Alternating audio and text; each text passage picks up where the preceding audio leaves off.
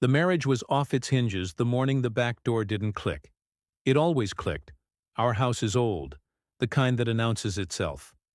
That day, Tess eased it shut with 2 fingers like she didn't want the house to hear. She stood there in her raincoat, hair damp, smelling like a citrus cologne I don't own, holding coffee from a cafe that's nowhere near her gym. When she saw me, she flinched. "I grabbed coffee with Sarah," she said, way too fast. "Sarah moved to Austin 2 months ago." I just rinsed a plate that was already clean and said nothing. The door, left ajar, whispered the rest. It didn't start with the door, of course. It started with her laughing at jokes on her phone, a new habit that had her smiling down into her lap. I teach civics to teenagers. I know what secrets look like. They think they invented them. They didn't. I could feel the temperature in our house drop, like a draft under a door. She'd wear her new blazer on a Saturday saying, "Clients expect a certain polish." She's a realtor, the kind who can sell a closet by calling it a thoughtful nook. I wanted to believe her. For a while I did.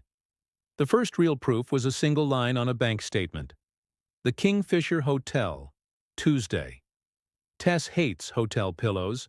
She once packed her own on a flight to Denver.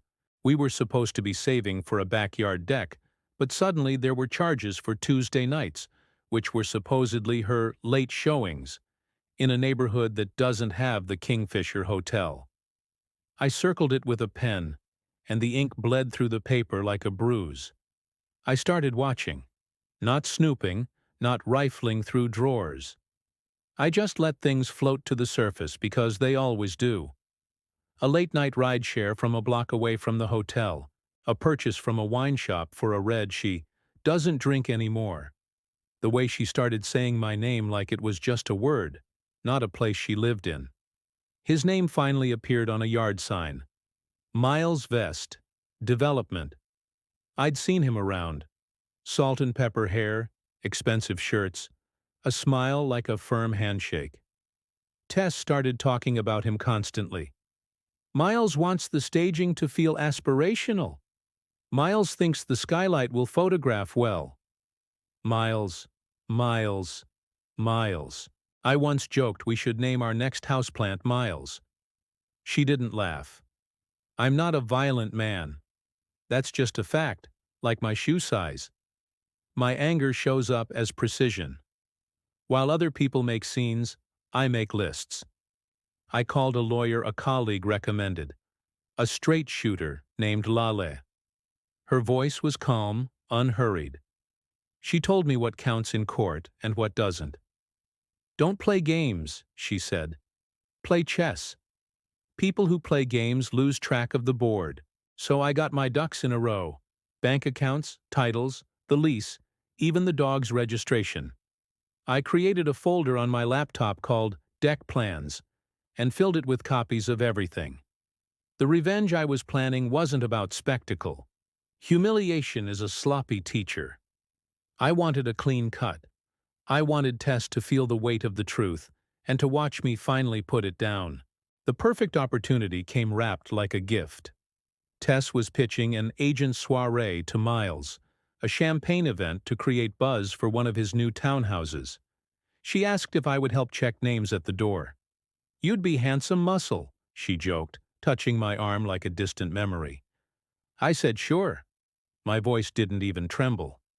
I spent the week preparing a revenge that looks boring if you don't know what you're seeing.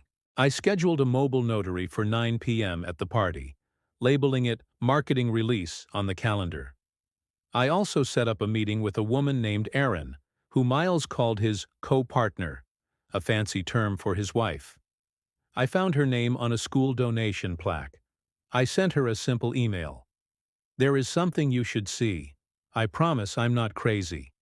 If this is unwelcome, tell me to stop and I will." She replied with one line. "When and where?" The night of the soiree smelled like new paint and cheap floral arrangements. Glasses clinked. I stood at a table with the guest list and smiled. Tess walked the rooms with Miles, looking beautiful. It's infuriating how truth refuses to choose sides. At 8:30, Erin arrived, wearing a navy dress and shoes she could run in. I checked her name, put a small sticker on her program so the notary would find her, and said, "Thank you for coming." She just nodded. At 9, I tapped a fork against a glass. The room went quiet. Miles put his arm around Tess's waist and started to speak, but I stepped in politely. "I'll be quick," I said. "I'm Mark, Tess's husband." I watched that word, husband, climb the walls. This is a beautiful house. I respect work. And tonight I want to acknowledge a different kind of work. The work it takes to hide something in plain sight. Tess's hand tightened. Miles slowly pulled his arm away. "I'm a teacher," I continued, "so I brought handouts." I passed a manila envelope to the front row. Inside was a simple packet. A timeline of Tuesday nights, the hotel charges, screenshots of her calendar entries, rideshare maps. No drama, just the scaffolding of a lie. The last page was a letter from my lawyer's office, outlining a separation agreement and a notice that an ethics complaint was being filed against Tess's realty firm for conflict of interest. I wasn't ruining her career. She did that when she used our marriage as a sales tool. "I'm not here to fight," I said calmly. "I'm here to collect what's mine." "Aaron?" She stepped forward. I handed her a second envelope. It contained deeds to properties she didn't know were in her name, assets Miles had gifted her to avoid taxes. He'd even bragged about it on a podcast. He wasn't as clever as he thought. Aaron looked at the pages without blinking and just said, "Okay." For a second, I almost felt bad.